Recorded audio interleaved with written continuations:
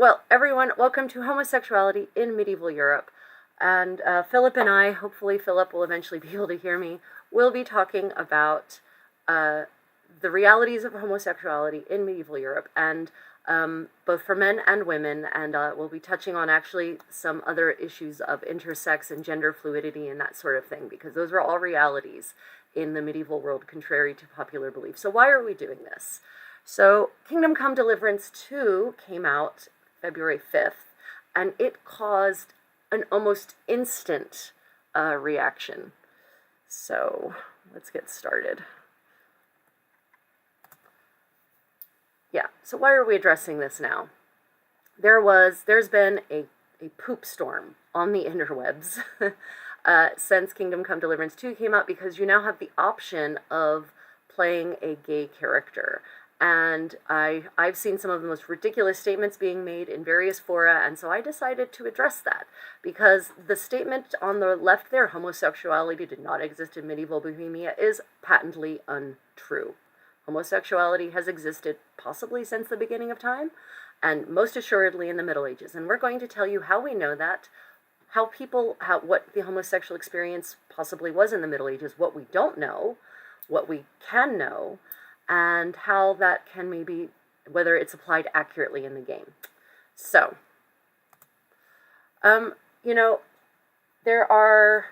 there's some things we need to know kind of at the outset about homosexuality in the Middle Ages in order to continue onward. So, first off, there was no word for homosexuality as such before the 19th century. That's a 19th century concept. And so there are other terms that were used before that are possibly a lot more pejorative in terms. So the term that's used in the Middle Ages to describe people who engage in homosexual acts is a sodomite.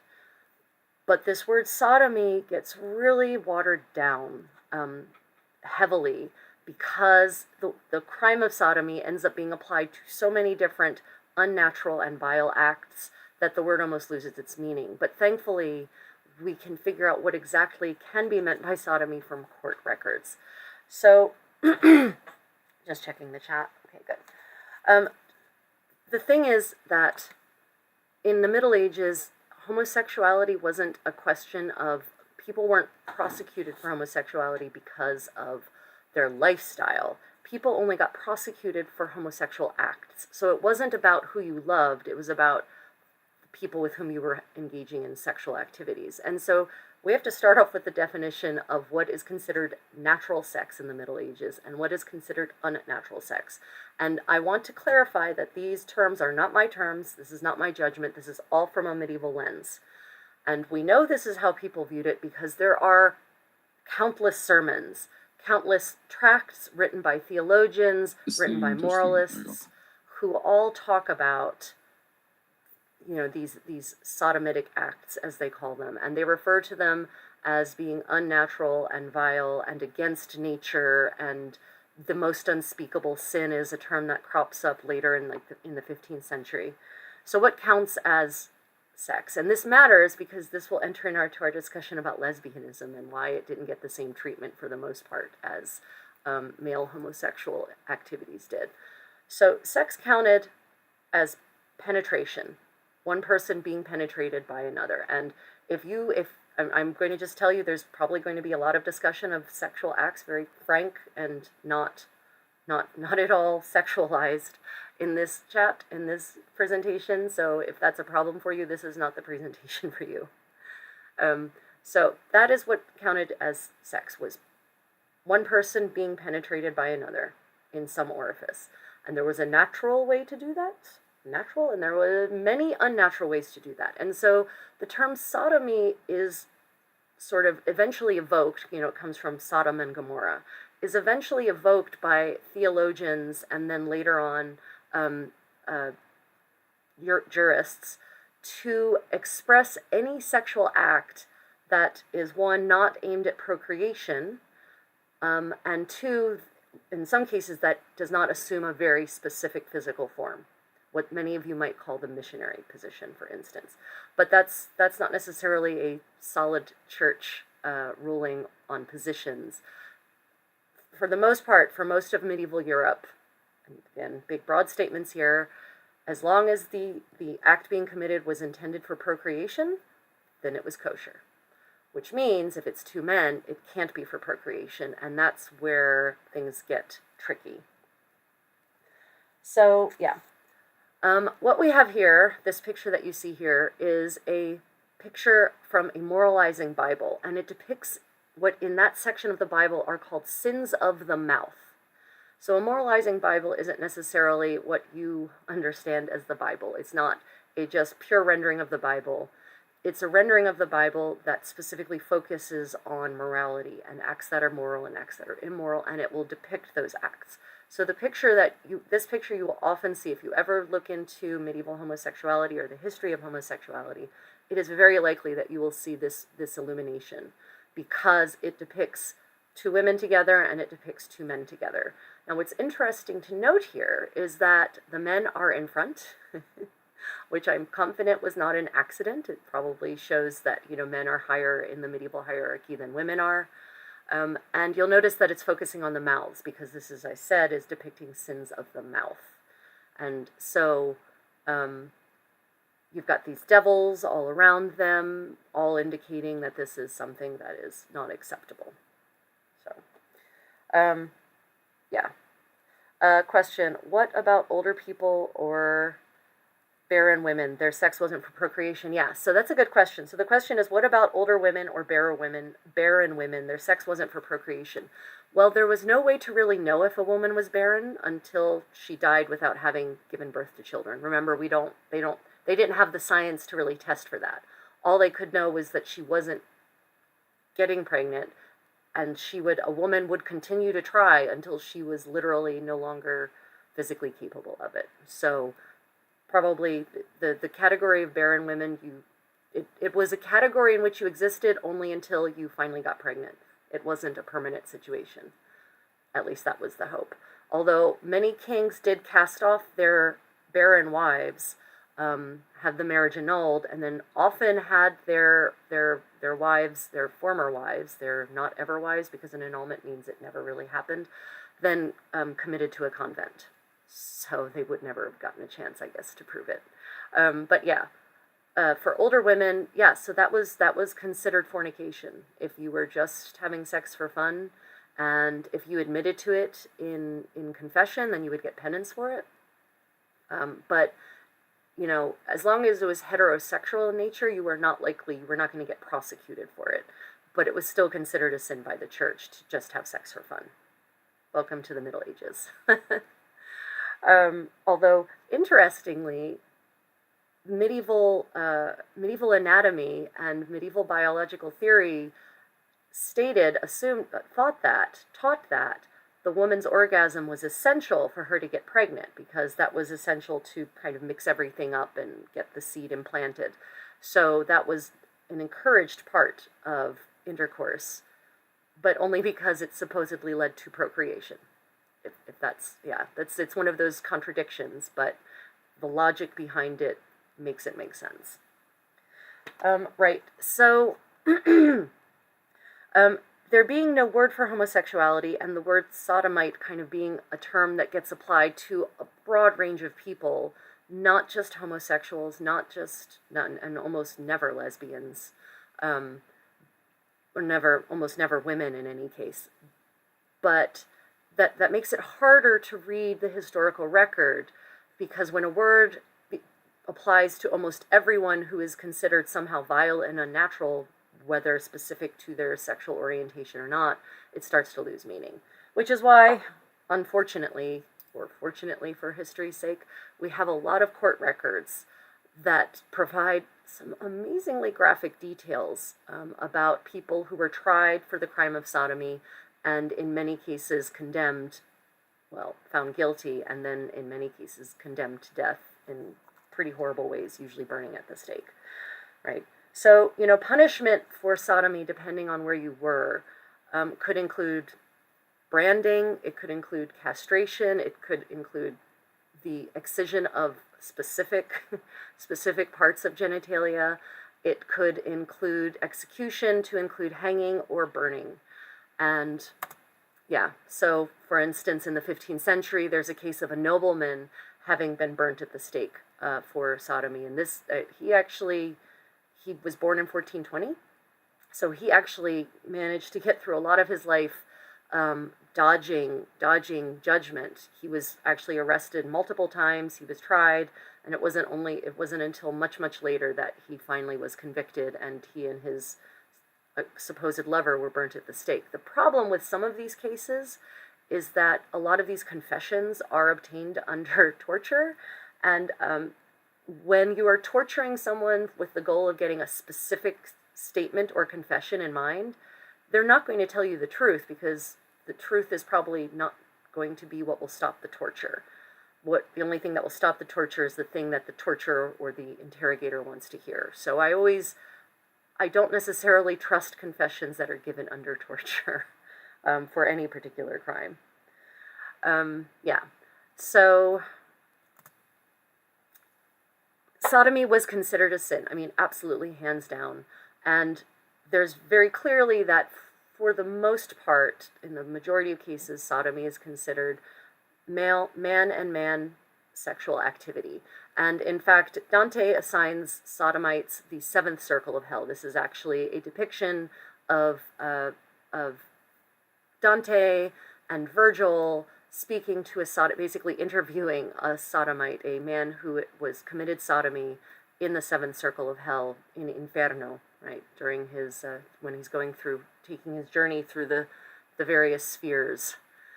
So you can see, interestingly, in this picture, a large preponderance of the sodomites in this particular picture are actually clergy, almost all of them, in fact, of all ranks. You can see the tonsure, you can see the bishop's mitre. There's only one or two heads of properly full hair kind of hidden in the background here.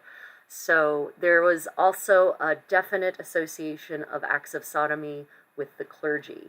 And there were some theologians who did theorize, in fact, that it was the enforced chastity was part of the reason for their homosexual acts. But that's not necessarily true, but that's a theory you hear these days as well.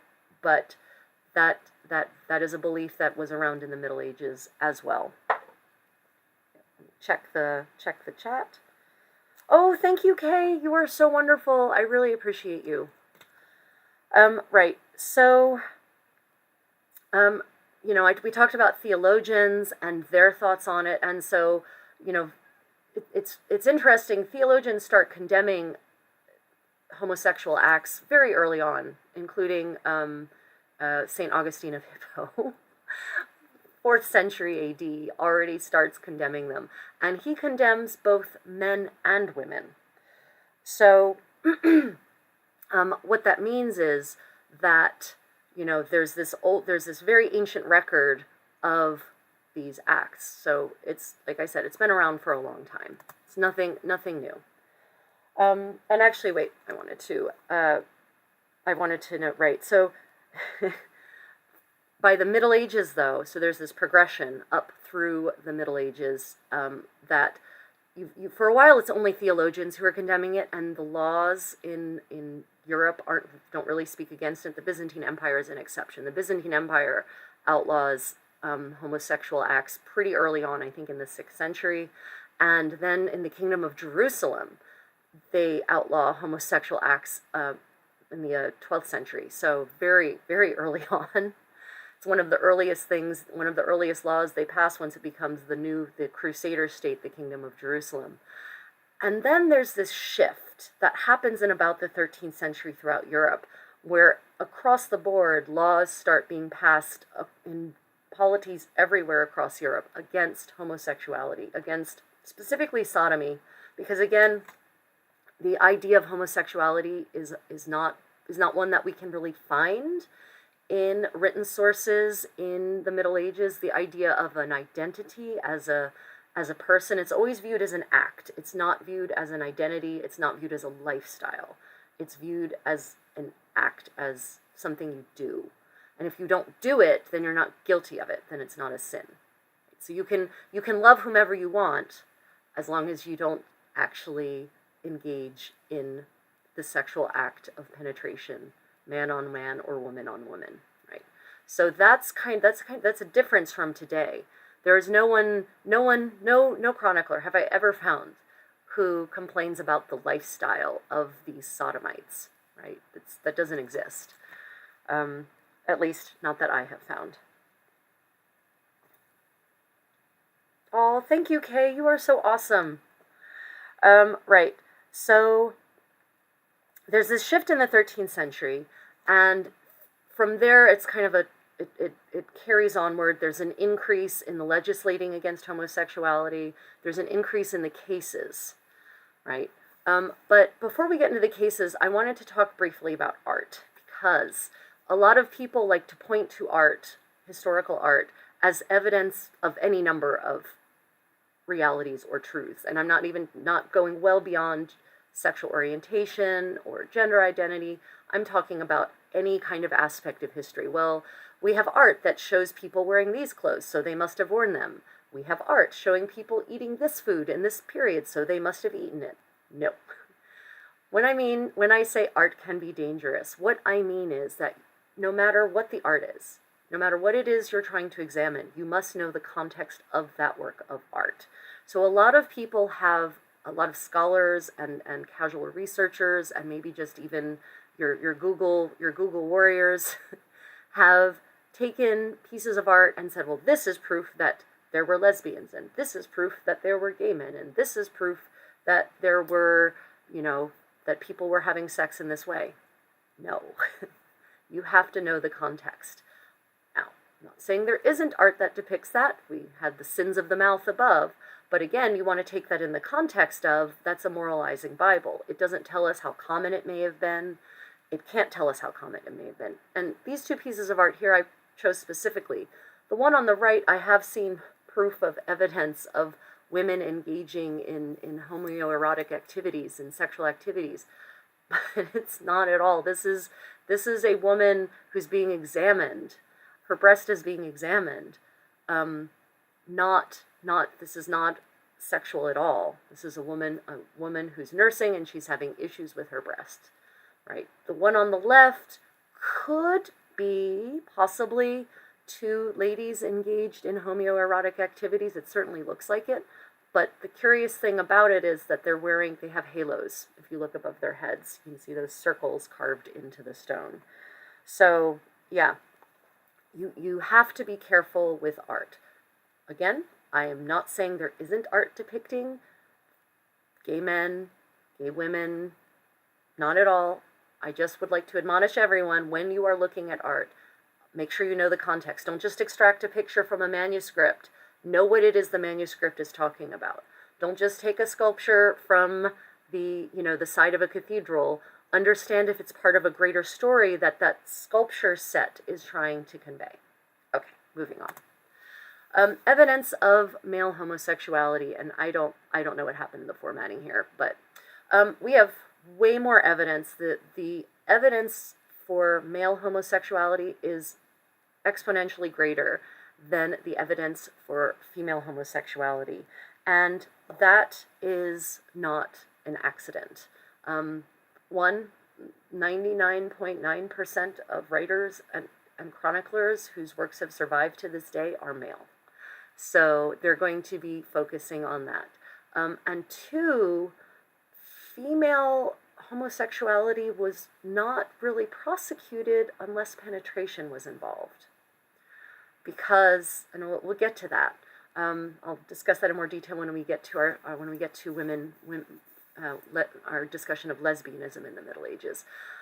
But we've got some really interesting evidence of male homosexuality, and one of the main sets of records for this is unfortunately going to be court records, which means that it doesn't necessarily represent the actual frequency of men either being homosexual or being bisexual or engaging in homosexual acts, because you're only caught in the breach, as it were, because we only have court records for people who are somehow caught and or accused and then interrogated and or tried. which obviously isn't everyone. We all know that no justice system is perfect, and there wasn't even, in most of these places, a particularly rigorous police force in play to actually investigate these sorts of things. So we generally rely on people being caught in flagrante. We'll talk about that in the case of John/Eleanor Reichner, or being accused and then having the situation having to be investigated. So in 14th century England, there's this really fascinating case. There is a man and or woman, and you'll understand why I'm saying that, who sometimes calls himself John Reichner, that was the name under which he was born, and sometimes she calls herself Eleanor Reichner. And she actually shifts back and forth between those two. So this is a case of a man who eventually starts dressing like a woman, and actually eventually gets a job as an embroideress in a town, works as a tapster, and starts also engaging in prostitution, dressed as a woman, and then also sometimes dresses as a man and engages in prostitution as a man, and eventually is caught, literally with a client, while Eleanor is caught with a client in a back alley in London, and she is interrogated. And what you're seeing on the left there is the record of her interrogation. It's very detailed, and it's very interesting. But what's interesting about it is that it is relatively neutral in its tone. It doesn't actually contain a lot of pejorative terms. It doesn't contain a lot of name calling is not the word I'm looking for, but yeah. So it is evidence of not just male homosexuality. It's evidence, perhaps anyway for the Middle Ages, of either transgender, transvestite, but this is not a concept that they had at the time. Basically in the report, it's reported that John Reichner dressed as a woman and sometimes styled himself Eleanor Reichner, right? That's how it's referred to in the record.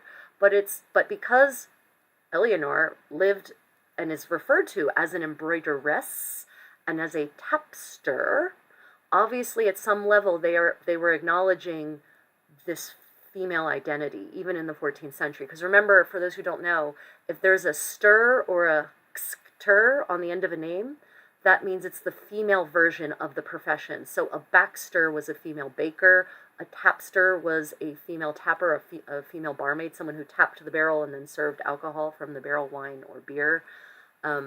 So in the record, she is referred to as a tapster and as an embroideress.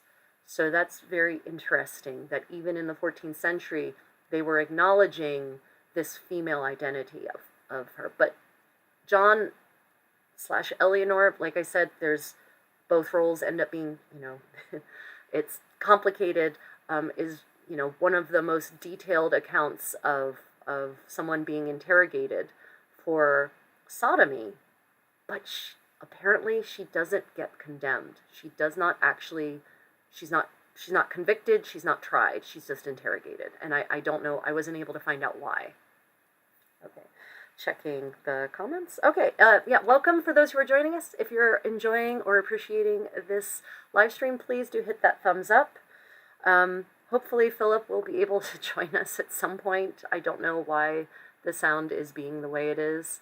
That's why he can't hear me. So, yeah. Then we can move on to Florence, and then we'll get to Bruges, because Bruges is kind of brutal. So Florence, as I said, there's this exponential increase in cases of homosexuality from the Middle Ages, as the Middle Ages progress, of sodomy specifically, because again, homosexuality, not a concept in the Middle Ages as such. And it really starts in the 13th century, are some of the earliest records of executions we have. Then in the 14th century, there's this breaking point. We have the Black Death, and so much change, so much cultural change for the better and the worse can be attributed to the Black Death.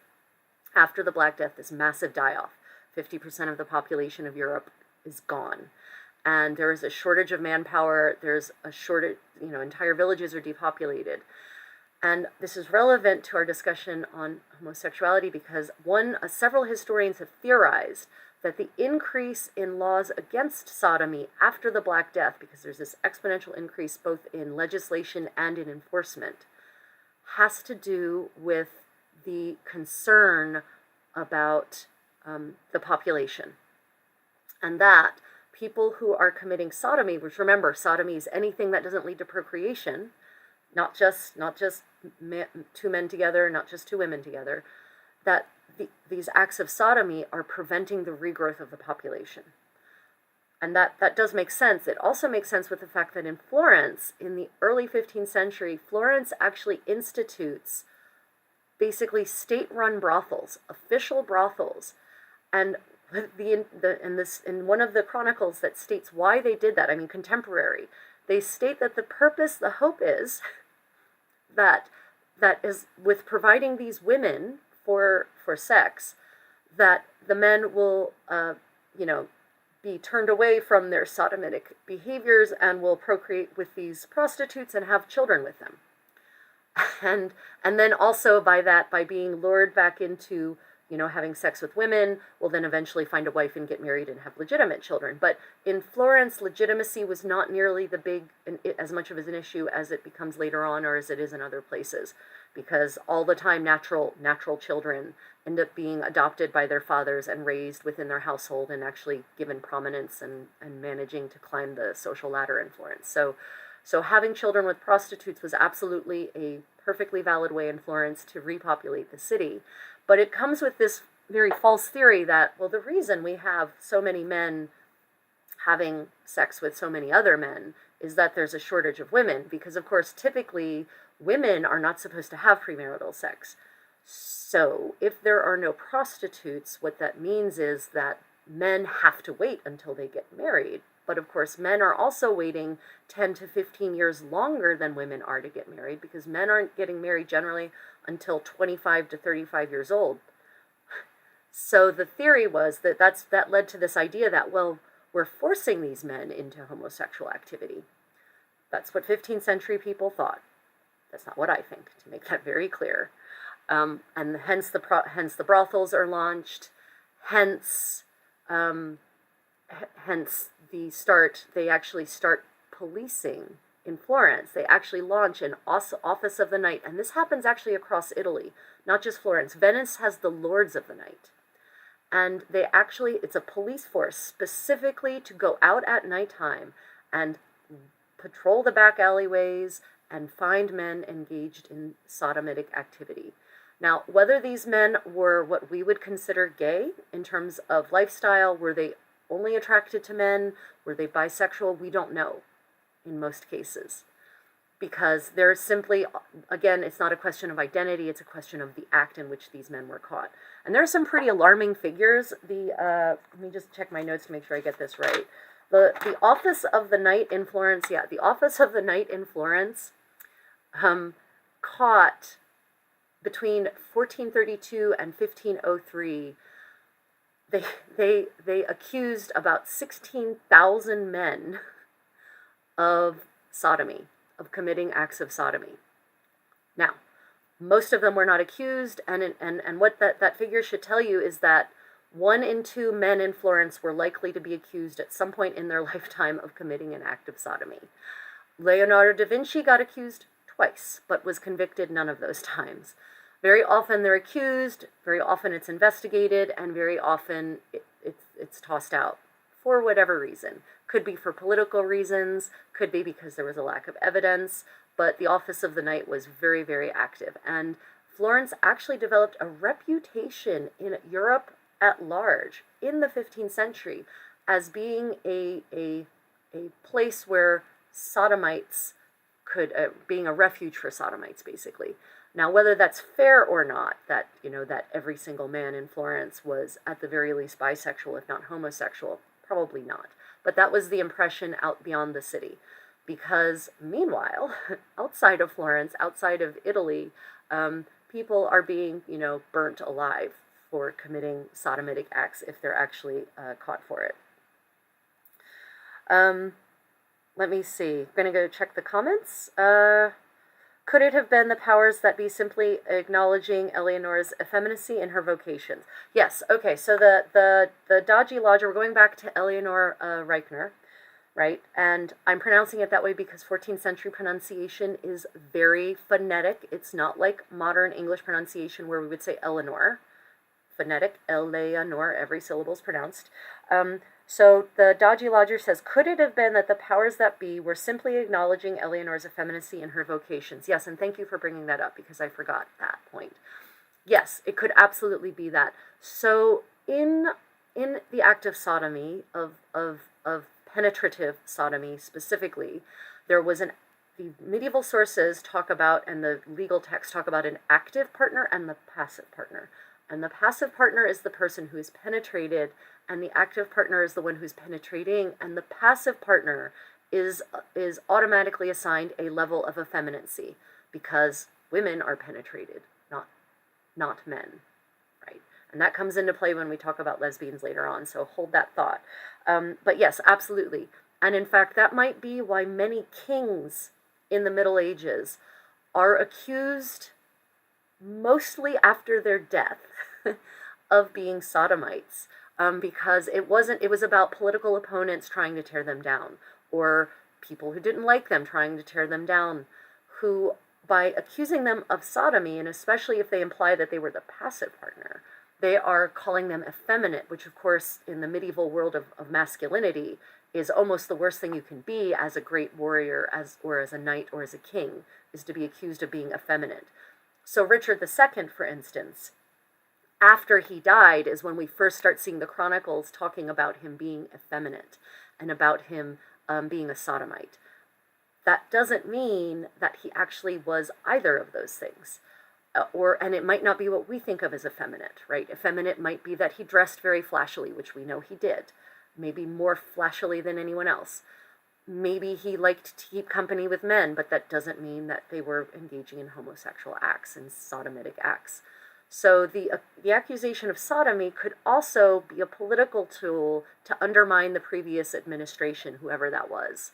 So that also muddies the waters of us being able to know who is actually homosexual, who is gay, who is bisexual. It's a very complicated situation. So there's Richard II is the same way. It's the evidence for Richard II being actually gay is not as solid as we would like to think it is. The evidence for Edward II is slightly more solid, but even still could be, it could be political enemies because the way he was deposed, and deposed kings are almost never written well about, by the way, historically.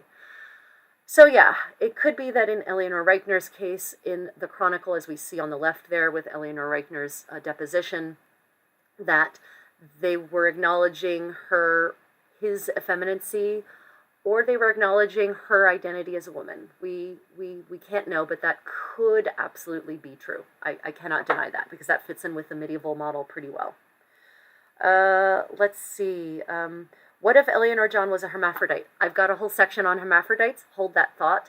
They do not, so hermaphroditism was absolutely an acknowledged reality, what we would call intersex now, was absolutely a reality in the medieval world. And I will get to that. The fact that they don't mention that tells me, and I think the deposition, I think if I recall correctly, actually says that she has male parts. I think there's another situation we're going to talk about where he definitely has male parts. But so I don't think Eleanor was a hermaphrodite, because that was a known thing, and they definitely chronicled when that was the case, and we will get to that. Let's see. Wasn't Edward II supposedly bisexual? No.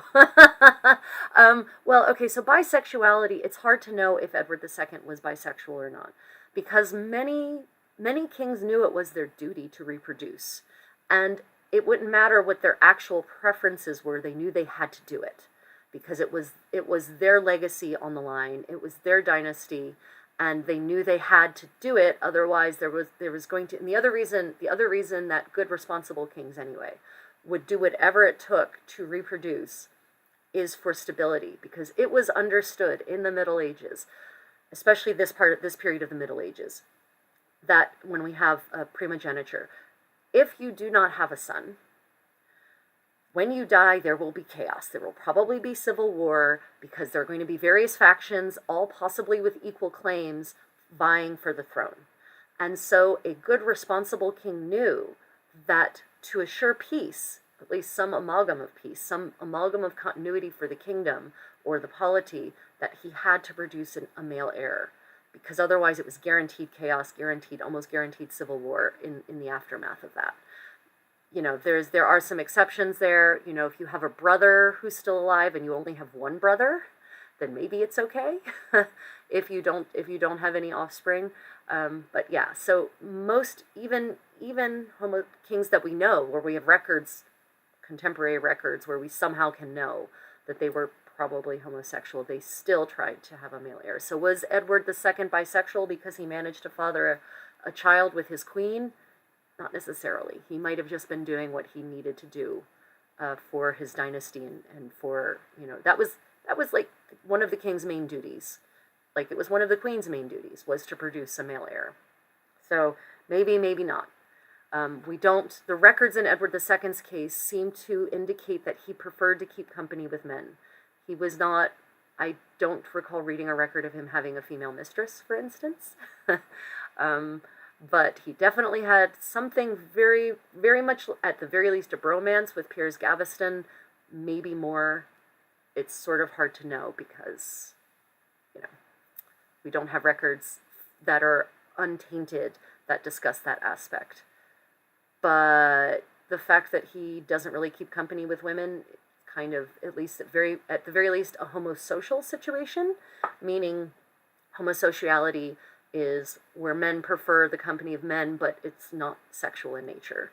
And there are actually many cultures where homosexuality is the going concern. Joseon, Korea, homosexuality, men and women lived almost entirely separate lives, except for the Gising. But right, so it's very, and that can also confuse our understanding of historical texts in the Middle Ages. From a modern lens, we might see what is actually homosexuality, and view it as homosexuality when it might not be. Yeah. I know I'm not necessarily providing a whole lot of clarity, and I apologize for that, but, you know, I'm trying to make you understand why this picture isn't as clear as we might like it to be in all cases. There are cases where it is perfectly clear. So one of the earlier executions in Florence for homosexuality was Agostino di Ercole. I don't know why we didn't put this with the map with Florence. Here's Florence in the 15th century. And Agostino di Ercole was executed in Florence in 1348, which, by the way, the Black Death is full on in swing. So it really makes sense that Florence is starting to enforce these laws against sodomy, or pass laws against sodomy and enforce them, because there's this massive social anxiety about reproduction, and the world order is being turned upside down anyway, and so it makes sense that officials would want to enforce the natural order. And for certain, in the Middle Ages, the natural order is men having sex with women, not anything else now. Which exactly, the fact that there are laws against homosexuality and sodomitic activities absolutely tells us that it was happening. You don't make laws against something that isn't happening. There's no need. So, what's interesting, though, Agostino di Ercole chroniclers said that he basically said, look, if you think I'm worthy of death because of my lifestyle, and again, he didn't say lifestyle, because of his sexual proclivities, then he said, quote, then many others were to be considered worthy of death, according to the chronicler. The implication being that he was not alone in Florence in preferring the company of men to the company of women. So, yeah. And again, I don't know if he did prefer the company of men, but he certainly enjoyed the company of men in a biblical sense. Right. So just so you get an idea, this is what Florence looked like in the 15th century. And, you know, it really was known as, outside of Florence, as a sort of, you know, haven, a heaven even for sodomites. So there were many, many of them, and hence we have the officers of the night and the officers of the night in Venice. And that, that really indicates that it was absolutely a practice. So anyone who says homosexuality didn't exist in the Middle Ages just because it was a sin, that's not true. That's like saying no one murdered people because it was against the law. That's not how humans work. Okay, if you have any, let me check do we have any questions about homosexual? Oh, I forgot to talk about the penitentials. I'll get to the penitentials here, so this will help transition. So but before laws start being passed, in the first millennium, we have what are called penitentials, and Philip might get to this when he actually gets to talk about Ireland and we get talking about Kingdom Come Deliverance too, which hopefully we'll get to actually have a conversation about if he can actually hear me and I can hear him. God, what a mess, technology. Yeah, so just so you all know, Philip from Irish Medieval History is here. He will be talking. We had a technical issue whereby I could hear him and he couldn't hear me, but he will be coming on when we get to the topic of homosexuality in Ireland, and hopefully we'll be able to have an actual conversation specifically about homosexuality in Kingdom Come Deliverance, or Kingdom Come Deliverance 2. So in the first millennium is where we start seeing penitentials, because that's kind of the rise of Christianity, and a penitential is basically a book that prescribes the penance for various sins. And in order to prescribe the penance for sins, you have to actually describe the sin. And there are multiple penitentials from this era, and the penitentials rank, have of course penance for sodomy, and they actually define different sodomitic acts and then rank them based on the penance that they deserve. And what's interesting is, man on man sodomy always gets a harsher penance than sodomy involving women. Women are mentioned, acts between women are mentioned, but they get much lower penance until you involve penetration with an instrument, as it is referred to in the penitentials. Then suddenly the penance gets really strict, because that is inverting the world order. Not only is the sex not procreative, it is subverting the natural order of things in which man penetrates woman, not woman penetrates woman, right? How dare a woman assume the masculine role? So let's talk about that brings us to lesbianism, therefore. It is much harder to find records of women having actual relationships with women, because again, sodomy was viewed as an act, a transgressive act. Whether you were good friends with a woman or lived with a woman your whole life didn't matter. It only mattered if you were caught committing transgressive acts.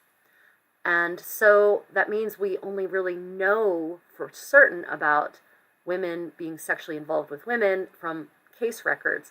And because the only thing that was actually considered transgressive by the church, by really truly subverting the order, that was if a woman assumed the masculine role of penetration, right? Which is why it's much harder, it's much less common in the medieval record, lesbianism and women having relationships with women. That doesn't mean that there weren't the same ratio of women who sought, of homosexual women in the Middle Ages as there are now. It doesn't mean that. It just means the record is more sparse because of how sodomy was prosecuted, interrogated, and viewed, right? And actually we have two images here, and this also kind of falls under the why art can be dangerous thing. So we've already talked about the sin of the mouth on the right, two women kissing each other, and you notice they're surrounded by devils who are shielding them with this kind of drape of cloth, and obviously that indicates that, at least to the author of this moralizing Bible, what they thought about women kissing women in a sexual fashion and men kissing men in a sexual fashion. On the left, though, we have a set of brasses from 15th century England, and they are of two women who were not sisters, but who were apparently good friends.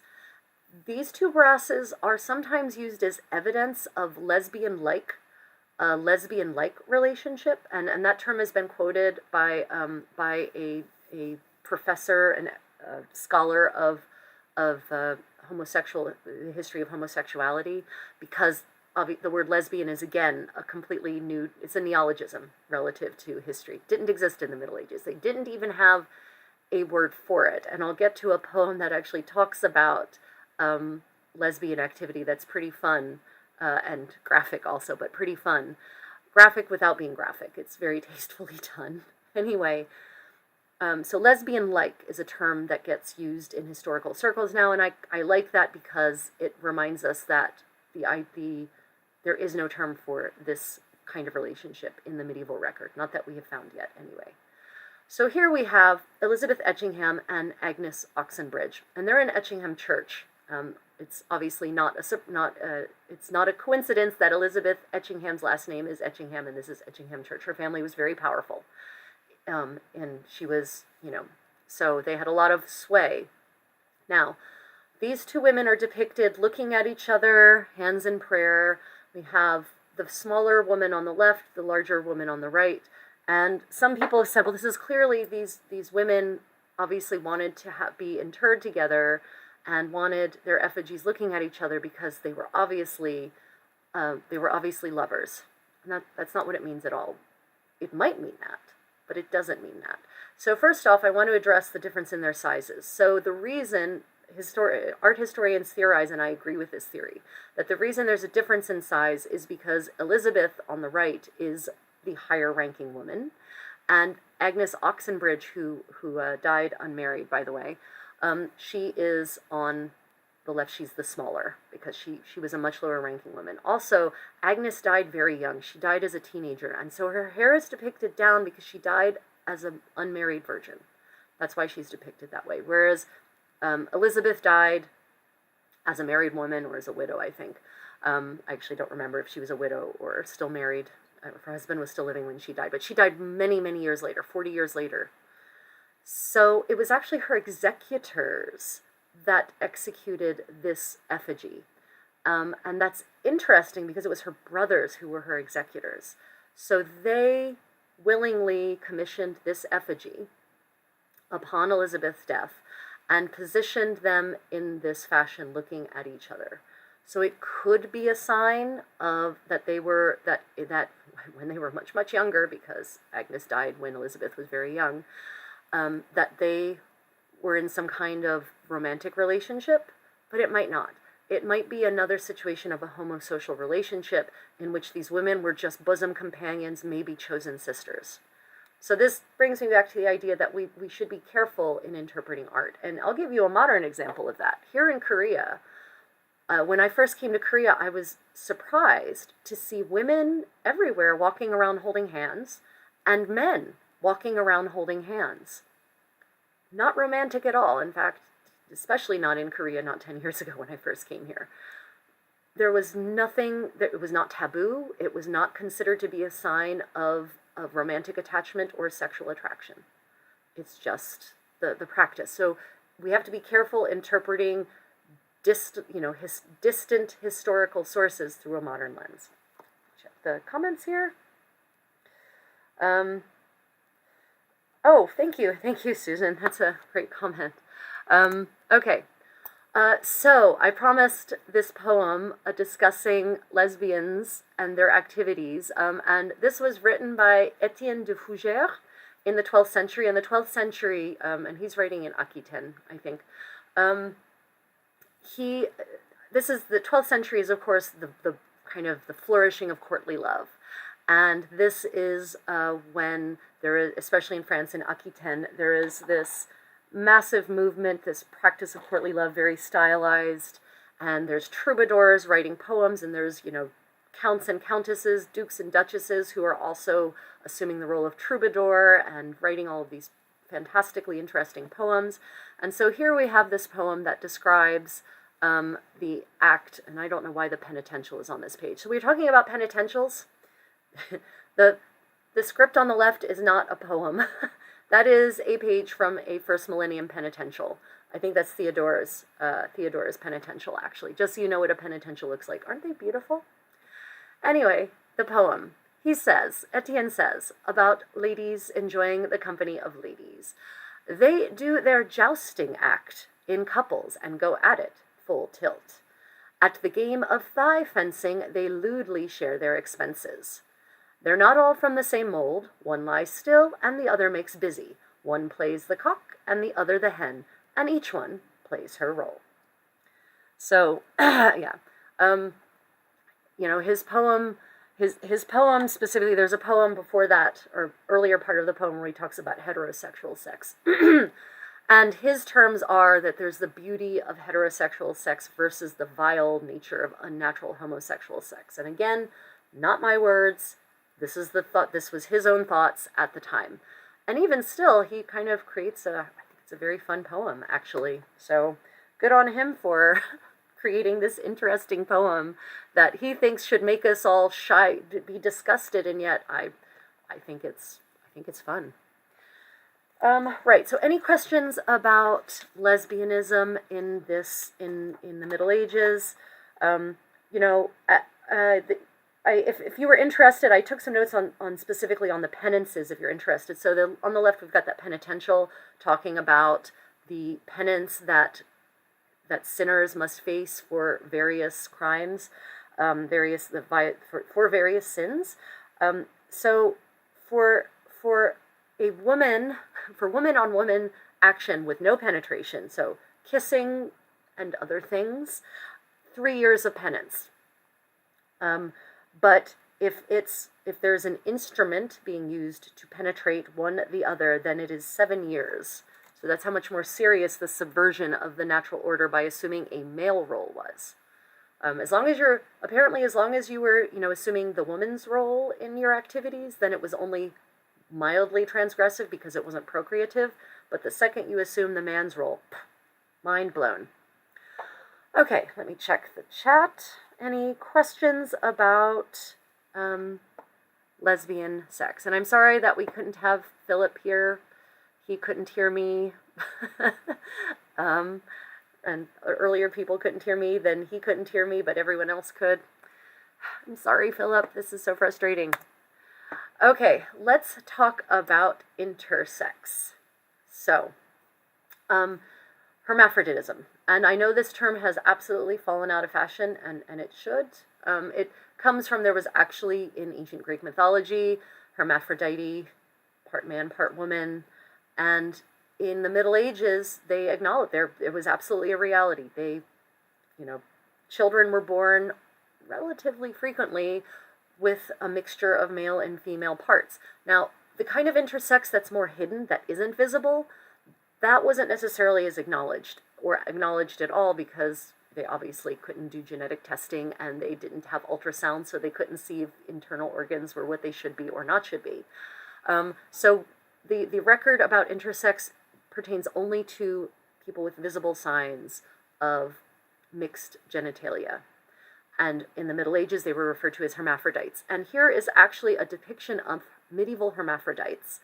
And this is unfortunately taken from a bestiary. So a bestiary was a compendium, a sort of encyclopedia of animals in the Middle Ages. And hermaphrodites kind of fell in that category in the medieval mindset.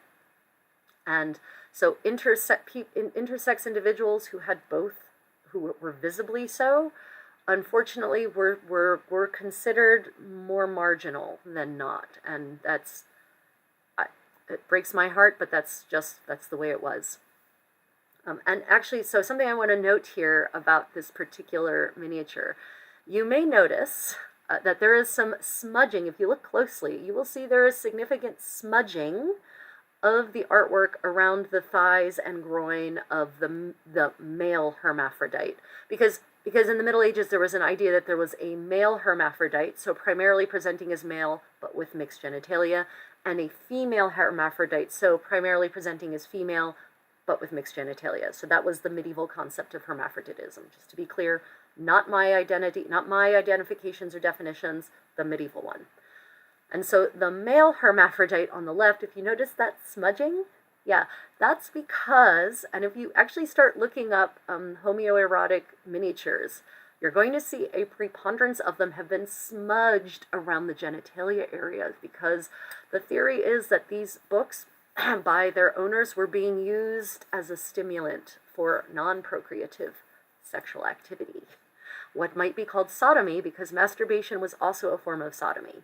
Hence why that term is so watered down as to mean almost nothing, unless it has some kind of context.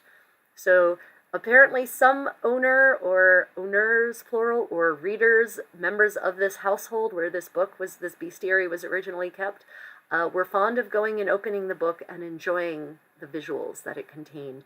And apparently part of the enjoyment was to rub your fingers on it as a way to feel the picture in your imagination, is the theory. So yeah, welcome to sodomy in the Middle Ages. So hermaphrodites occupied an interesting place in medieval society, or intersex individuals occupied an interesting place in medieval society. They were actually, there's a mixed situation. They could be assigned a gender at birth, a gender identity. It could be decided, well, they have mixed genitalia, but we're going to raise them as a boy, or we're going to raise them as a girl. And sometimes that was the identity they just stayed with. But they also did have the option, in most places in Europe, upon reaching puberty, to actually decide for themselves what they were. Because the reality is, and I think medieval people are very practical in general, they just kind of had to be. So the practicality of intersex is that until you hit puberty and the dominant hormones kick in, you might not actually know what your identity really is, and they acknowledge that even though they've raised this child as a girl, suddenly the girl is growing facial hair, right? And is getting muscular, and breasts are not growing, or whatever, right? So there was definitely at puberty in most places, the child, the adolescent, was then allowed to redefine themselves to whatever their dominant expression was, or whatever they wanted to be. But the catch there is that once they had identified themselves as male or female, they had to stick to that. And they weren't allowed to, there was no changing back and forth. That was transgressive, and that was against the natural order, in quotes, natural order. And if they were caught committing sodomy, so if they decided, I'm now male, great. But if that male then decided to have sex with another male, that counted as sodomy.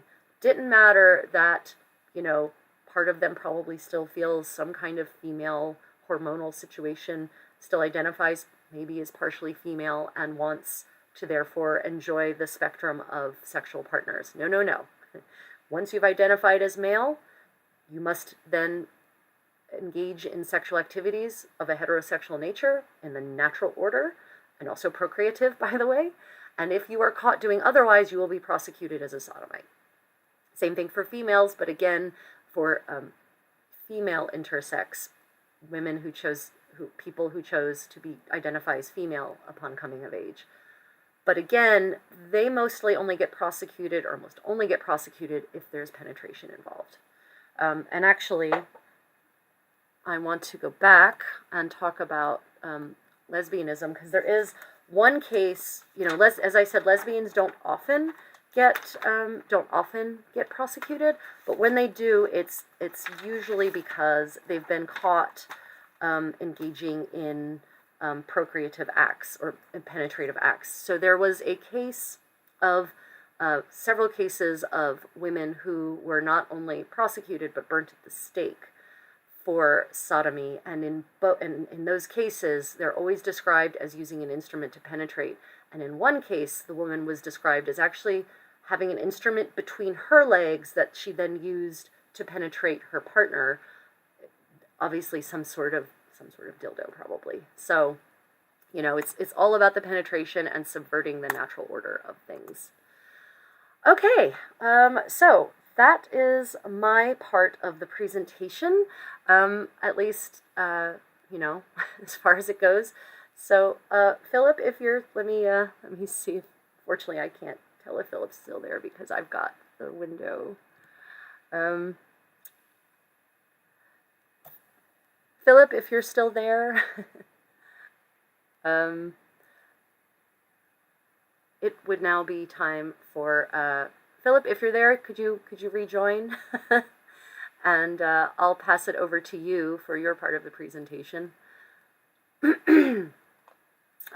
So homosexuality in Ireland is actually something I haven't looked into at all on purpose because I knew that Philip was going to cover that topic, and it definitely comes Can into. you Oh, there you are. turn Yay. on your sound, switch your sound over to Discord, perhaps? Yeah. Okay.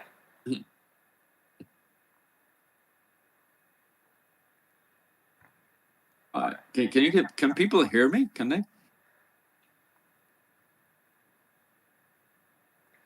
I can hear you. Go.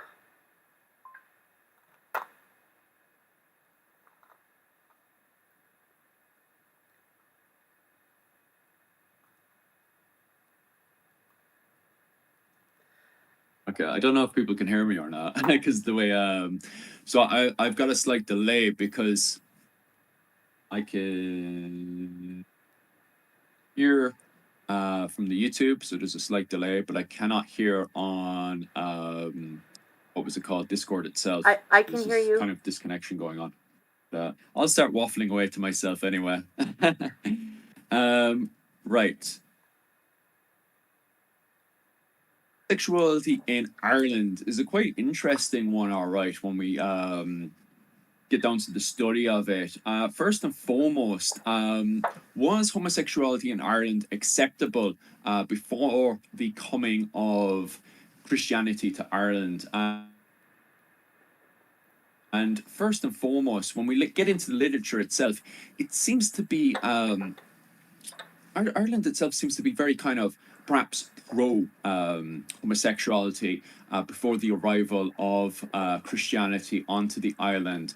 But we can't obviously confirm that because most of the evidence that we have today was either written by the enemies of Ireland or written by Christians who are very kind of anti-homosexuality. So the interpretation that we get can be very questionable at times. For example, first and foremost, it is Julius Caesar who writes about Celtic culture in Gaul, and then its connection from that can be connected over to Ireland, as you can see with the early Irish literature. Julius Caesar writes in the 1st century BC, although their wives are beautiful, they have very little to do with them, and instead delight in sleeping with males. They often sleep together on animal skins and enjoy the embrace of lovers of their own sex. It is considered shameful for a young man to have no male lovers. And that's very interesting that Julius Caesar says that, because it seems very fitting into the early Irish literature, where we can see this kind of Celtic warband connection and similar culture traditions, both in Gaul around 1 BC and later on in Ireland around the 5th BC. For example, when we look at the Confessio that's written by St. Patrick, we can see this strange culture called nipple licking, where St. Patrick talks about this kind of homosexual relationship between a dominant male having his nipple licked to a submissive male, which is very interesting, but it only gives us a slight glimpse into the society of the period between a master who is dominant and a submissive younger male who's the in-trainee. But it's never really fully elaborated on, because the people who are documenting a lot of this are obviously the Christian church, and we kind of know what the Christian church's interpretation of homosexuality is. So we only ever get these small little glimpses in, and it's always considered unnatural. When we get into the Brehon Law, which gives us another slight little glimpse into Ireland's relationship with homosexuality, it also doesn't really delve completely in, which is kind of funny, because of the fact that you would think, of all places, that the Brehon laws would cover laws on homosexuality, and instead they just give us a fine in Ireland you could be fined for being a part of unnatural, committing unnatural, where's the terminology here? So if you were to do something that's unnatural, you could be fined. So it never says that sodomy is there to be fined. It says unnatural behavior. So if you're committing unnatural behavior, you will be fined. So once again, we're dealing with very debatable literature that people can easily turn around and disagree with people's terminology of if this was homosexual behavior or not. But it gives us this kind of glimpse that perhaps more into the pagan era that homosexuality was acceptable, but as Christianity comes into Ireland, it becomes this unnatural behavior, and therefore they start to bring in fines to prevent men from committing these unnatural behaviors that's considered not acceptable in the Christian church. If we go down slightly again into the Norse mythology, the influence that Norse has onto Ireland, obviously around the period of 793, the Norse from Scandinavia start to arrive onto the island of Ireland. And once again, where people expect, a lot of the time when people quote from Scandinavian sources, they're expecting a more pro kind of homosexuality behavior and stuff. And when it comes down to Ireland, that's not actually the case. What you see is still even more anti-homosexual behavior starting to creep in onto the island. If we were to look at, for example, herbalists on the island, where before the coming of the Norse onto the island, there's no real comment or discussion about genders when it comes down to the doing herbalism on Ireland. Nobody ever turns around and says, hey, look, herbalism is a very gender thing. If you're a man, you can't do herbalism or anything like that. But with the coming of the Norse onto the island, there is various quotes that start to point out the fact that herbalism, from a Norse perspective, is seen as a very very much a female act. For example, it's seen as a person who would commit abortion or perhaps even love potions. So therefore, from a Norse perspective, that we start to see creeping onto the island from the case of Dublin, Limerick, Waterford, around those areas where the Viking settlements are starting to be built up, we start to see these gender roles starting to put in place. And from Scandinavian sources still further, men who are doing any form of herbalism is seen as very kind of feminine, and perhaps even committing forms of sodomy. They're very much looked down upon. And they're put into the same line of jokes as men who are more feminine. And you can also see this with Viking mythology, Scandinavian mythology as well, where it's okay for strong, dominant men to commit the penetration. But if you're being penetrated, you're very much looked upon down. You're very much looked on down upon. But if you're if you're the one being penetrated, which is very interesting that although when this is being done on the kind of Celtic culture side, if you would say, or the Gaelic culture side, there's no real commentary there between the dominant male who's doing the penetrating and the more feminine male who's being penetrated. There's no conversation about that within Celtic culture or Gaelic literature. However, with the arrival of the Vikings onto the island, now it seems to be a case of these gender roles being put in place of, if you're being penetrated, you're clearly the more feminine of the two, and therefore you're the weaker and you're looked down upon. But if you're doing the penetrating, that's okay. Like Richard II you're seen as a strong, dominant Viking, and that seems to be the culture that seems to be, with the arrival of the Vikings, seems to be encouraged in the city settlements that the Vikings are Accused building, which is quite facto of interesting. being Very penetrated, interesting for myself, because a lot of people, you will see a lot of comma, people and who therefore always quote from the effeminate. Vikings as being more kind The of passive partner, comma, and therefore pro effeminate. homosexual behavior and stuff. And that's quite interesting that in Ireland you kind of see it doing the opposite, where the coming of the Vikings onto the island perhaps brought more kind of homophobic behavior, perhaps, especially from the feminine perspective of big, strong male is acceptable, but more feminine behavior, not so much, which is very interesting for the island of Ireland. Do you think Julius Caesar was acting on the prejudiced behavior? Rachel, to be completely honest with you, that's a very good argument to make, and there is many historians that do make that argument and stuff, and that's why the literature is very questionable, and we have a lot of questionable literature, like even amongst this.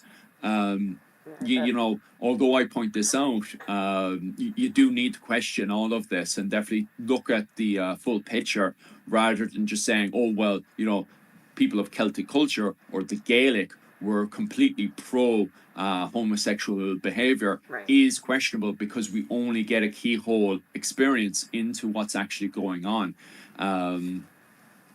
What else do we have? Something in many places in Europe, which is why kings such as Richard II and Edward II were accused of. It could be a case of feminine versus masculine.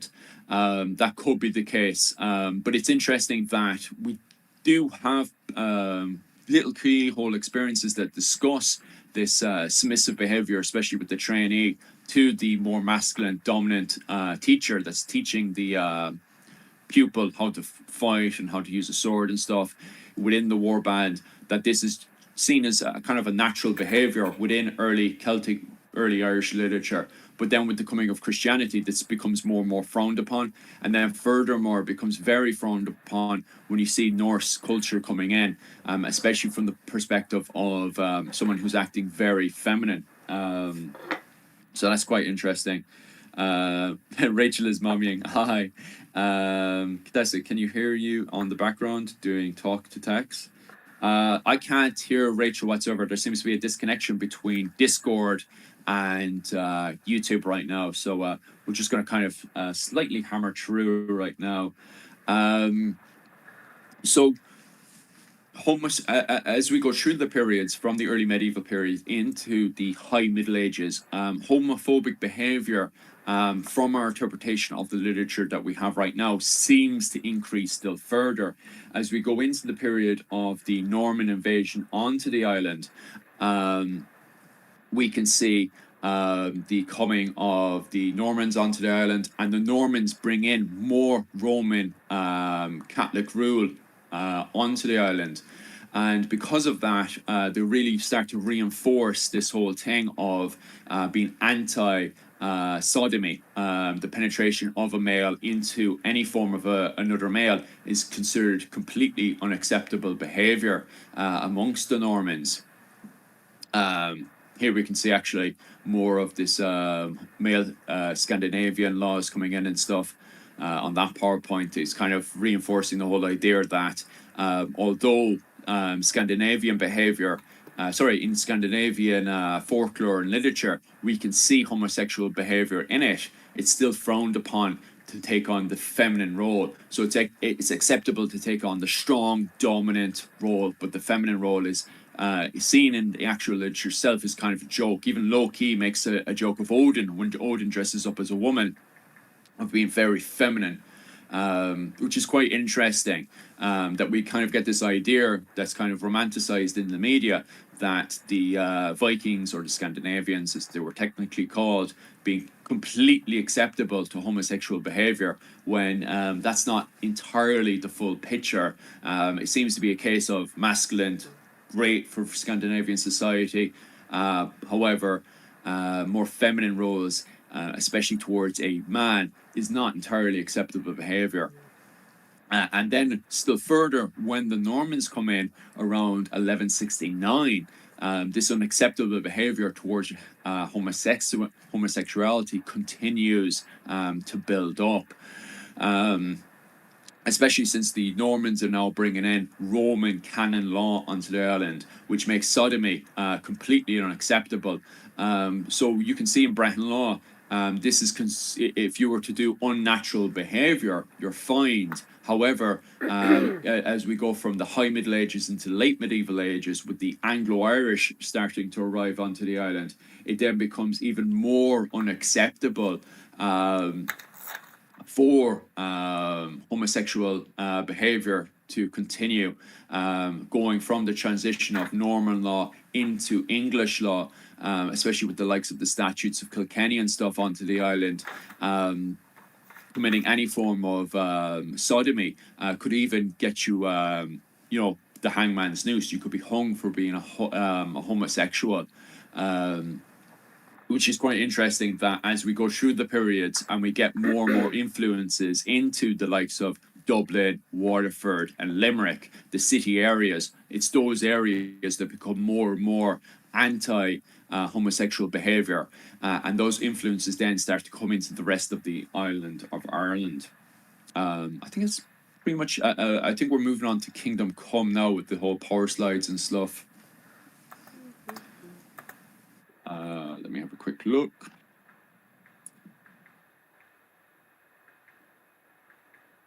If Rachel could just go down to the, what was it called? Because I think I'm slightly frozen on the camera. A second.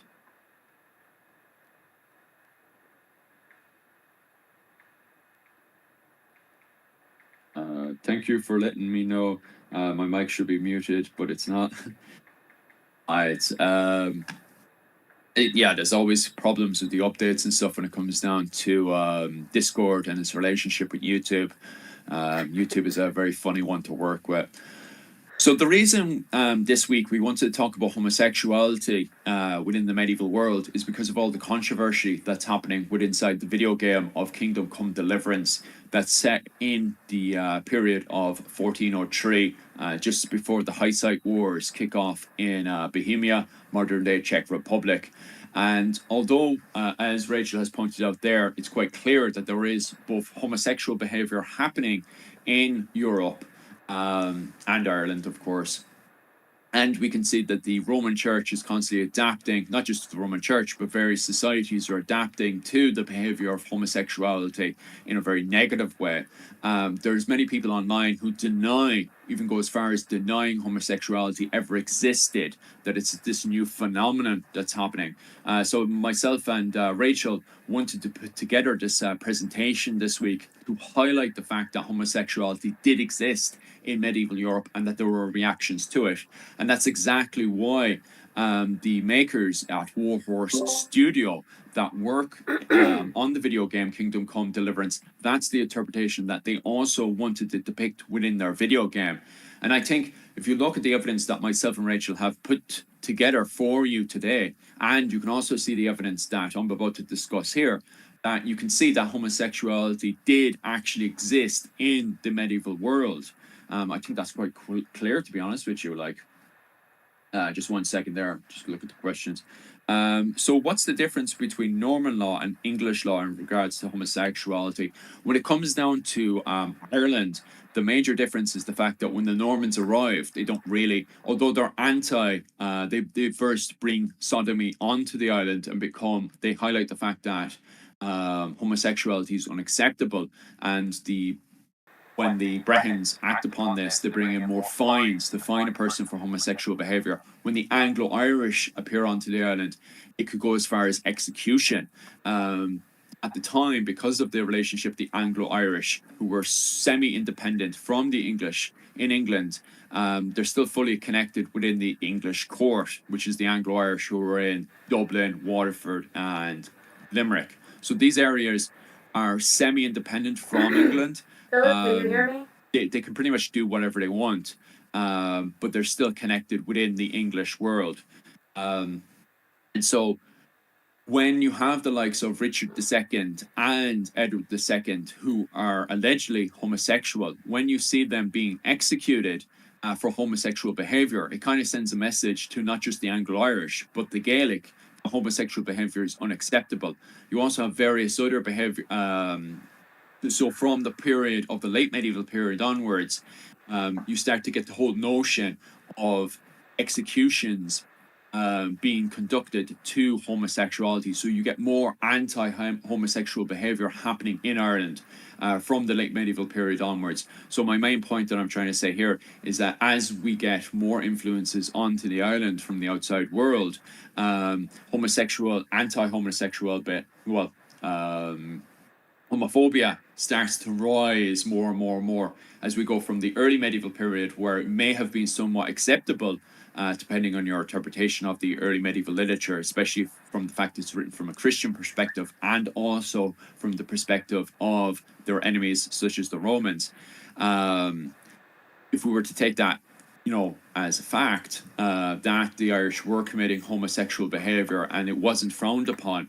And as we see the development of the Irish going into late medieval period, we can see the fact that the Irish become more homophobic in the laws that are being put onto the island, that it goes from it being acceptable behavior into fines and then eventually into full-blown executions, that you could be hung for committing sodomy in Dublin, Waterford and Limerick, the major cities on the island of Ireland. That's kind of the point I wanted to highlight within the PowerPoint presentation. As we look into Kingdom Come, on the other hand, they have homosexuality in the game. Now, lore-wise, the main protagonist, Henry, is he's a straight homosexual man. However, because the people who created the game wanted a sandbox experience, allowing the player to pretty much do whatever they want, as the player in a sandbox medieval video game, the player has the opportunity to take on homosexual relationships. However, as myself and Rachel have pointed out, although homosexuality must have existed, because we can see this reaction within the medieval world, it is still very much frowned upon. It's very much done, as we would say today, behind the closet, and for good reason. And lastly, it is very much punishable, that if people are found out to be committing gay relationships inside the medieval world, it is very much punished, and sometimes very gruesomely, as we go into the late medieval period of 1403, where this game is committed. I also found it very interesting as well, if we go down to slide 18 there, with the Hans, a herbalist I bumped into, and also a dueler. One of the characters I did bump into was a herbalist that was pushed out of society and took on the role as a herbalist. I thought he was very fitting within the Scandinavian literature that spoke about men who perhaps were homosexuals within the Norse society becoming herbalists.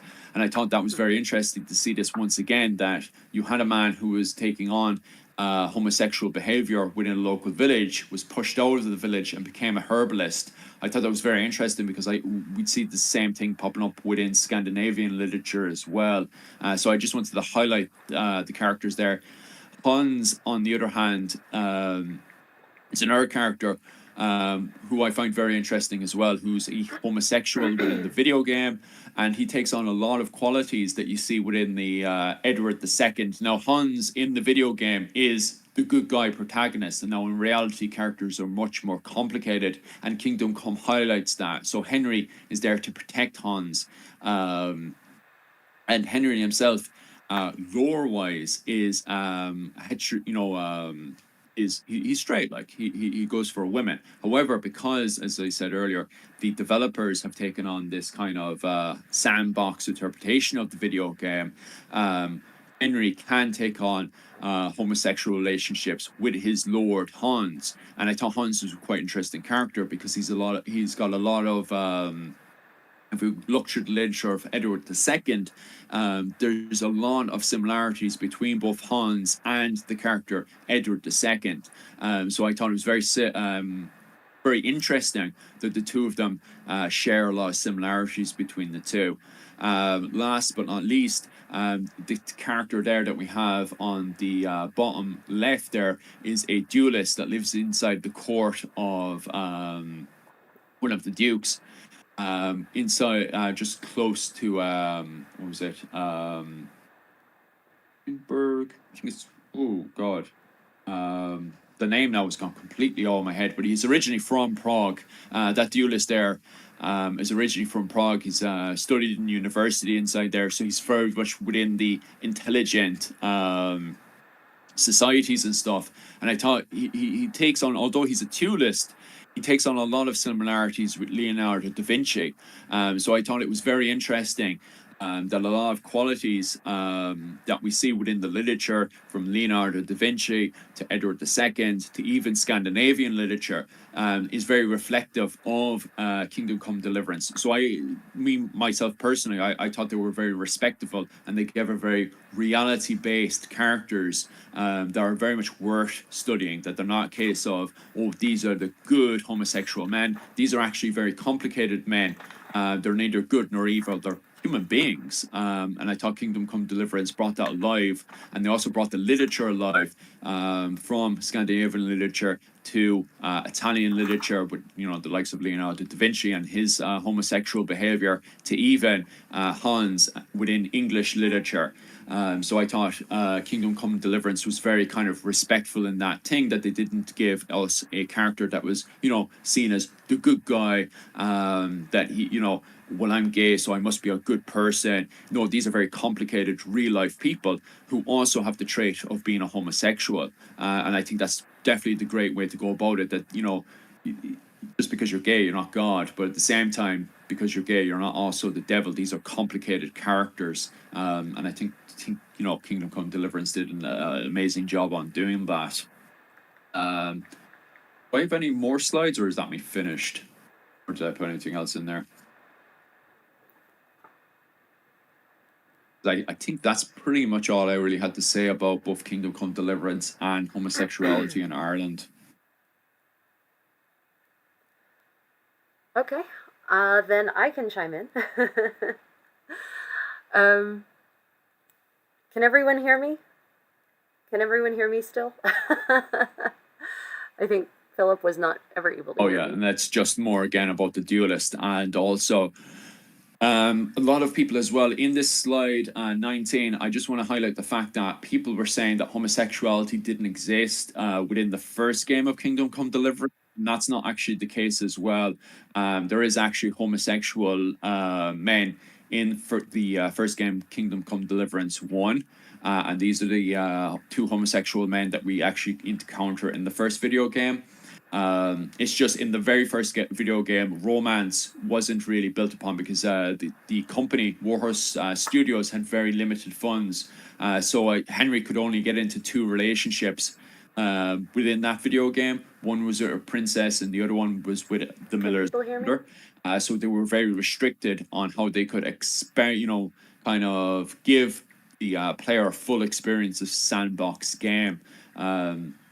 So this is just here to highlight the fact that homosexuality did exist in the first video game, that it's not something that the makers of the video game of Kingdom Come Deliverance 2 just randomly chucked in for shits and giggles.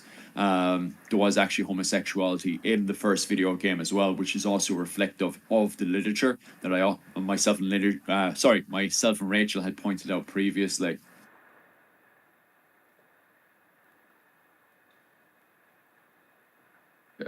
Okay. Does anybody have any other questions on that? Yeah, can people hear me now, or am I still muted? I know there's a slight delay between there is. Myself, chat, and Rachel. Yep. So at times it can be quite awkward. Okay, if so, I have some things to add about homosexuality in Bohemia specifically. Yeah, Philip, can you hear me on some way? Okay, great, clearly, fantastic. Okay, let me just message Philip and let him know. I'll go ahead and take back over for now. Okay. So, yeah, Bohemia is an interesting, so, of course, the whole thing that triggered this, as Philip said, was Kingdom Come Deliverance 2 has really just triggered a whole lot of homophobia out there. And, I know people are trying to hide it in the guise of, well, that's not historically correct. But as we've demonstrated, it's absolutely historically correct. Also, consequences for it are historically correct. But, Kingdom Come Deliverance 2 takes place in 1403 Bohemia, which is sort of the western half of the Czech Republic, what is now the Czech Republic. And it's during the rise of the Hussite movement. Jan Hus is preaching all of these really dangerous ideas about a more equal society and overturning the hierarchy of the church. But what Jan Hus is not preaching is free love. So Jan Hus is sort of the catalyst for everything that's happening here and that's about to happen going forward. And he has very specific statements about sodomy and about homosexual behavior, and he condemns it. He says in many different sermons, he does not hold back, he says that the acts of the sodomites will be the downfall of our city, that they will bring down God's wrath upon us. What this tells us is two things. One, there were absolutely, at the very least, men in medieval Bohemia engaging in homosexual activities, possibly in full-out relationships, but again, we can't know about the relationship side. I haven't found any documentary evidence of, an actual relationship, but we definitely know that there were clearly men engaged in homosexual behavior, sexual behavior, literally. And we also know from criminal records from the Kingdom of Bohemia, 14th, 15th, and much more heavily in the 16th century. There's an increase of the prosecution of homosexuality in Bohemia going forward in time from the Black Death on up. We know that sodomites were tried and convicted, and they were punished. In some cases, they were exiled. In most cases, they were executed by being burned at the stake. So, yes, anyone who says there was no homosexuality in medieval Bohemia has their heads up their asses, and they just need to pull them out and actually look at the evidence. Now, what I keep saying we have no evidence of whether there were homosexual relationships on a relationship level. What we do have evidence of, and not necessarily for Bohemia per se, but in other parts of Europe and also in the East, in the Orthodox faith, we have evidence of what is called brotherment, affrèrement in French, and then there's a Greek word that I didn't learn how to pronounce, so I'm not going to embarrass myself here.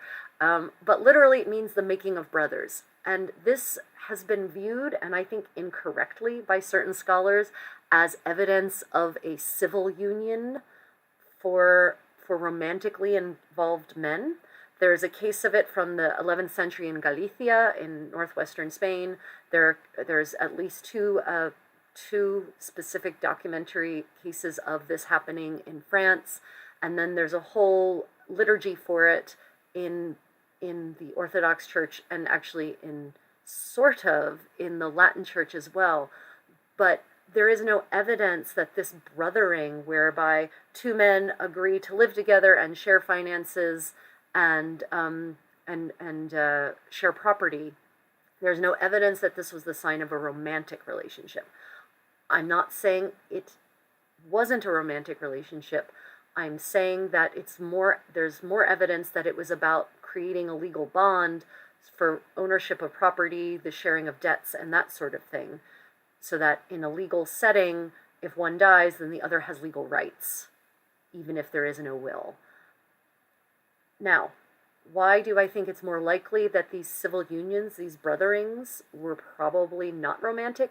Because of all the evidence we've shown you that being publicly sodomitic could lead to your burning at the stake, and that the church condemned it thoroughly. And so there's no reason that it doesn't make sense that churches even that are condemning sodomitic behaviors would then allow for a civil union.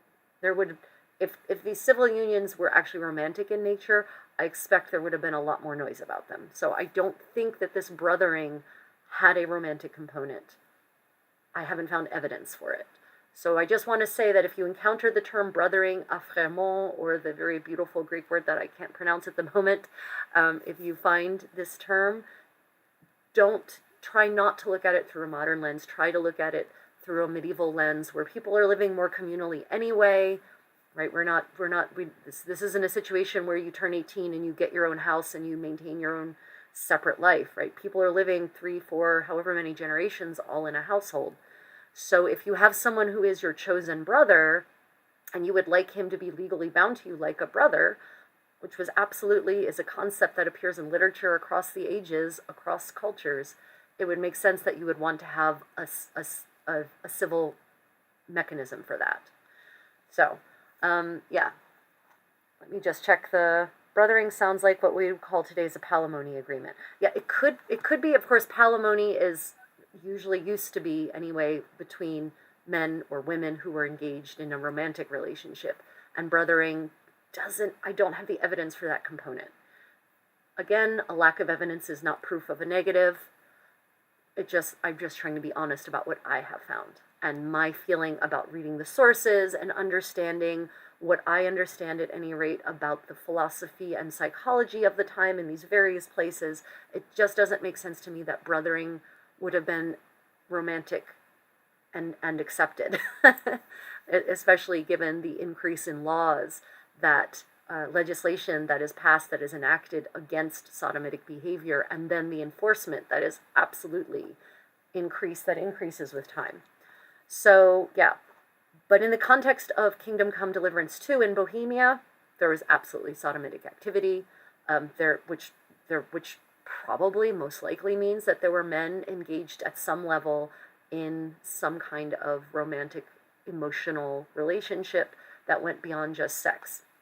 Again, I don't have evidence to the positive of the romantic aspect of that because the sources are all concerned with the act, not the emotion.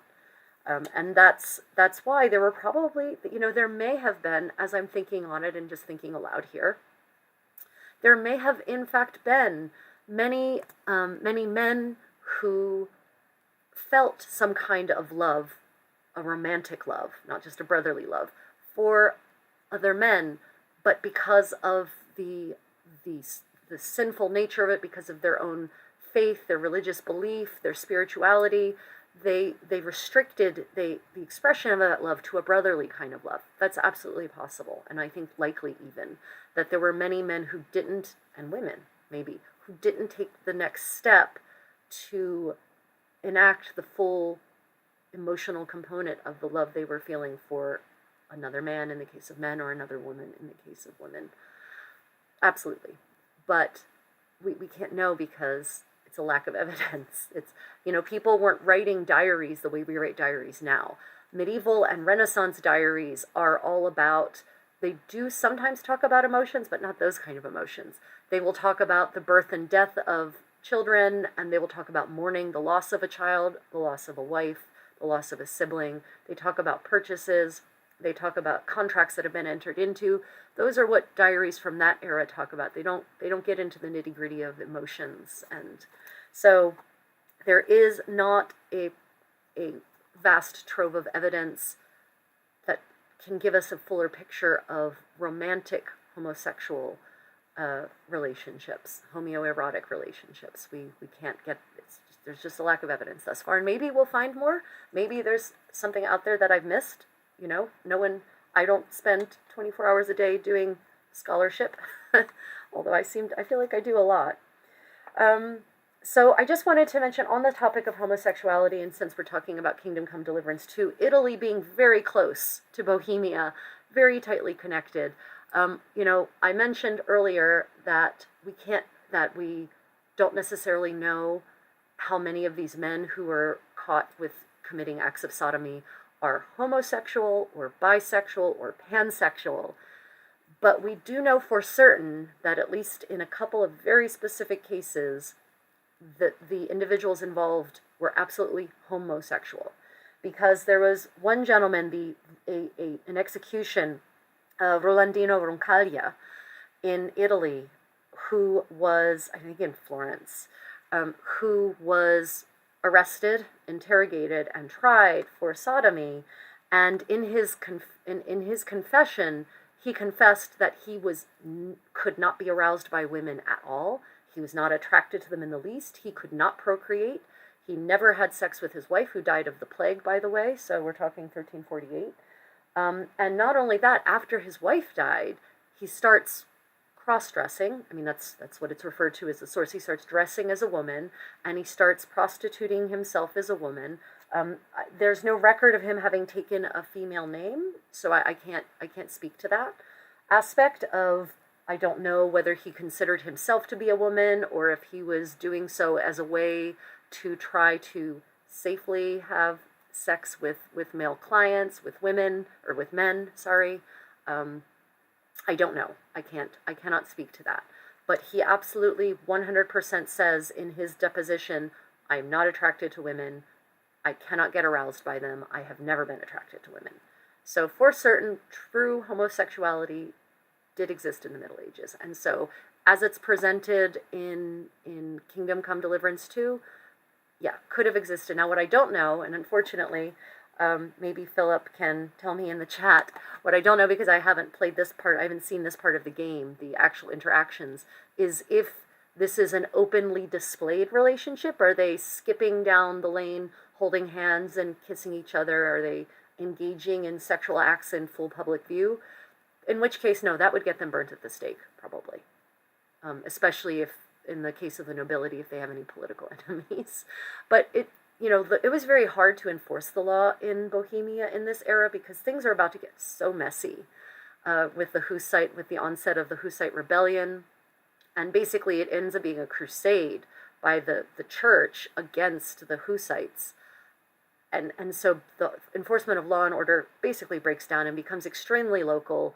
And even in Prague, in the city of Prague, you have different districts that are in different controls and that have different laws applied to them in this era. So it's about to get super messy. So whether they could have successfully prosecuted cases of sodomy, it would really depend on where you were in Bohemia in this era.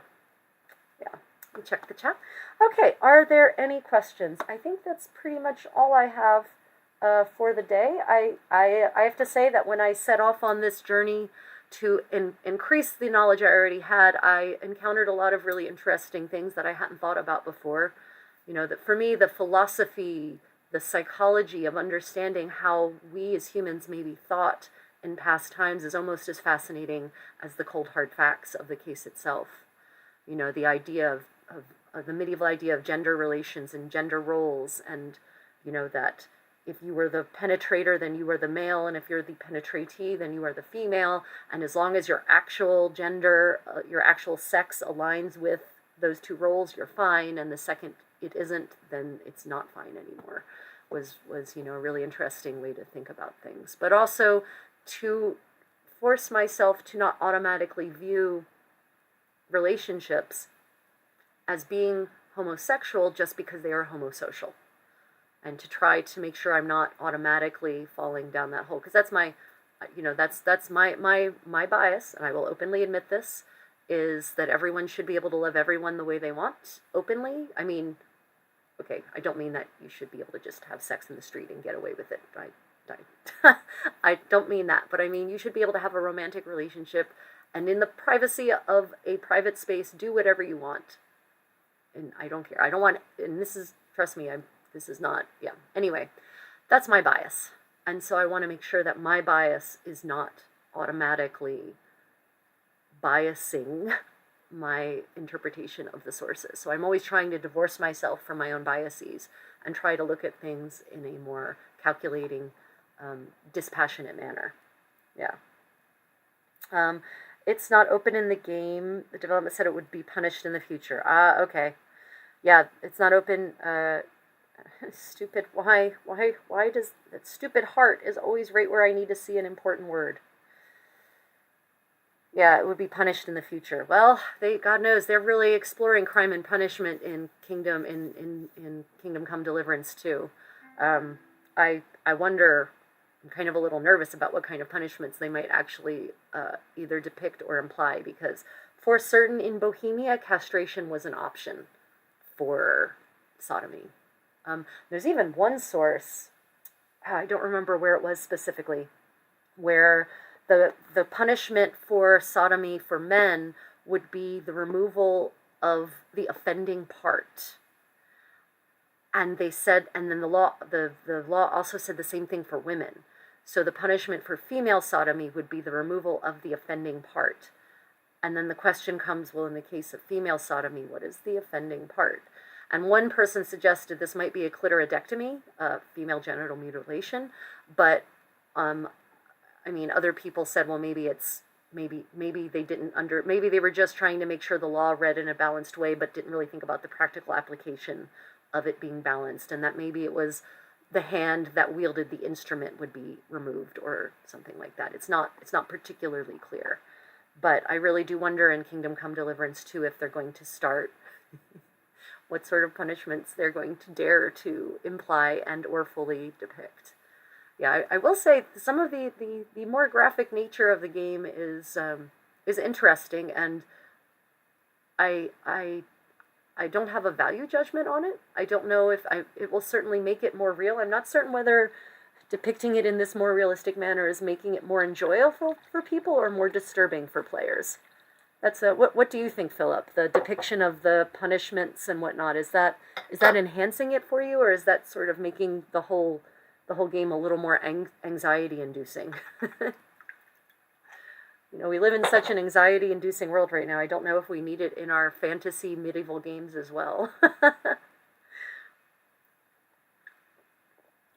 So are there any questions or comments about anything we've discussed today? Intersex, lesbianism, male homosexuality, the punishments. Yeah, any we're going to open the floor, and I'm going to give Philip a chance to try to type in a response to that. There is sadly a delay. In the meanwhile, I will just say that I really appreciate you all joining us today. I'm sorry we weren't able to have this sort of back and forth that we normally do, that we really both enjoy. We're going to explore maybe some other options for next week's live stream to see if we can get all the cameras and all the sound to work exactly as they should. Maybe we'll go back to trying to use Zoom, but I also saw that in OBS there are options for choosing inputs and capturing specific displays, so maybe we might try that and see if that works better. Yeah, unfortunately, YouTube is stupid in that you can either go live together and actually have a collaborative live stream in vertical, or you can share your screen. You cannot, in a screen sharing situation going live, you can't do both. And YouTube, if you're listening, please change that. Please change that so that we can do a horizontal layout, going live together and sharing the screen. That would be fantastic. Let me see. So Philip says he likes the realism, but he's a weirdo like that. But that's why I love you, man. Like, I wouldn't want you to be normal in that way. Joshua says, I would not have survived in the Middle Ages.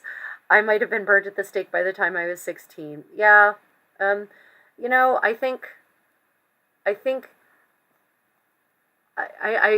think that based on who you are now, and maybe, but I think people were much better people have always been good at coping with the situation in which they live, of finding a way to survive, and still also sometimes finding a way to still express themselves within the survival framework.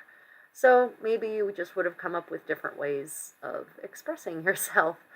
But also the sorts of things that now people consider to be, and this is definitely in quotes, gay, especially in a toxically masculine culture, the things that we consider now to be that were not back then. So, for instance, men wearing pink, that being a feminine color is an invention of the 20th century, and I believe it's an invention of Selfridge's department store. Actually, pink for girls, blue for boys. Men wearing bright colors at all being feminine, not a medieval concept.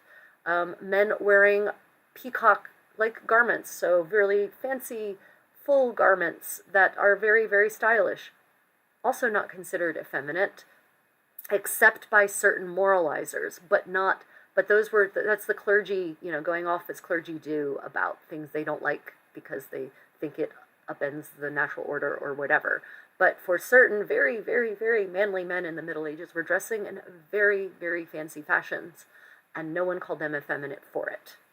So our idea of what effeminate is now, and what may have been a label, what might have outed an individual as being homosexual probably would not have in the Middle Ages, is my point. So there would have been many ways to still be glorious and not actually convey to anyone that one had homoerotic tendencies, homosexual urges, or was actually in fact fully out in love with someone else. And it could have been pretty easy to disguise it, I think, for public consumption as a homosocial relationship, and yet in the night still find one's way. Because here's the thing about medieval sleeping.